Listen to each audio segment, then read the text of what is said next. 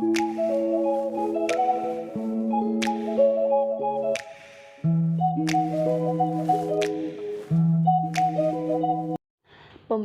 PKI di Madiun tahun 1948 dan Gerakan 30 September atau G30S.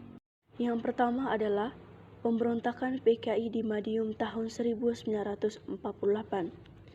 Latar belakang pemberontakan PKI di Madiun tahun 1948 dimulai dari perjanjian relief antara Belanda dengan Indonesia bersama Komisi Tiga Negara atau KTN di atas kapal UUS Renlief yang saat itu sedang berlabuh di Tanjung Priuk.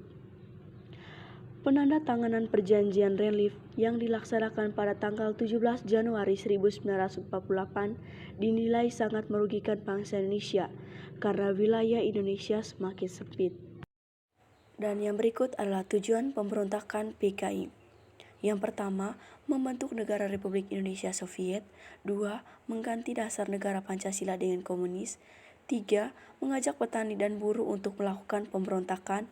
Dan yang terakhir adalah bertujuan untuk meruntuhkan Kabinet Muhammad Hatta atau rekonstruksi dan rasionalisasi atau RERA.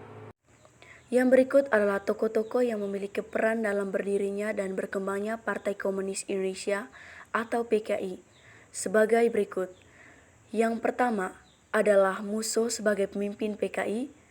Kedua, Amir Syarifuddin. Yang ketiga, Kolonel Dahlan. Yang keempat, DN Adidit. Yang kelima, Alimin Prawirodirjo. Yang keenam, Darsono. Yang ketujuh, Henk Snilvliet. Yang kedelapan, Abdul Latif Hendradiningrat. Yang kesembilan, Oetomo Ramelan. Dan yang terakhir adalah Soeman. Yang berikut dampak pemberontakan PKI Madiun. Yang pertama, pembangunan yang dilakukan negara Indonesia mulai terhambat. Kedua, banyak masyarakat yang merasa tidak aman. Yang ketiga, aktivitas masyarakat terganggu. Dan yang terakhir adalah banyak masyarakat Indonesia yang meninggal dunia. Yang kedua adalah Gerakan 30 September atau G30S. Tujuan dari Gerakan 30S. Yang pertama, menghancurkan negara kesatuan Republik Indonesia dan menjadikannya sebagai negara komunis.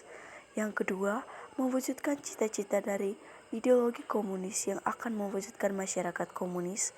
Dan yang terakhir adalah mewujudkan cita-cita PKI, yakni menjadikan ideologi komunis dalam membentuk sistem pemerintahan yang digunakan sebagai alat untuk mewujudkan masyarakat komunis.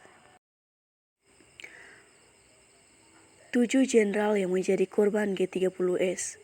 Yang pertama adalah Jenderal Ahmad Yani. Yang kedua, Mayor Jenderal Siwondo Parman. Yang ketiga, Brigjen TNI Donald Ishak Panjaitan. Yang keempat adalah Maijen MT Haryono. Yang kelima, Maijen R. Supatro. Yang keenam adalah Maijen TNI Sutoyo Siswo Muharjo. Yang terakhir adalah Kapten Tzi.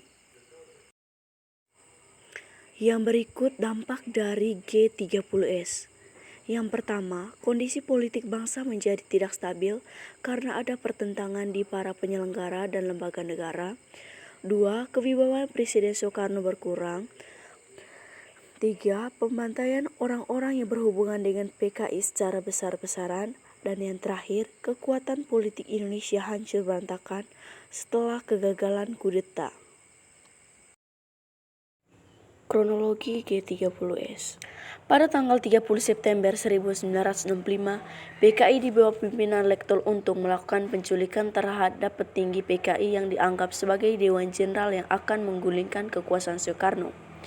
Penculikan ini dilakukan dengan pembunuhan para jenderal yang menolak mengakui akan melakukan pemberontakan. Jasad para TNI Angkatan Darat dimasukkan ke lubang sumur tua di kawasan Pondok Gede, Jakarta, atau disebut dengan lubang buaya. Itu saja pembahasan materi saya kali ini. Sekian dan terima kasih.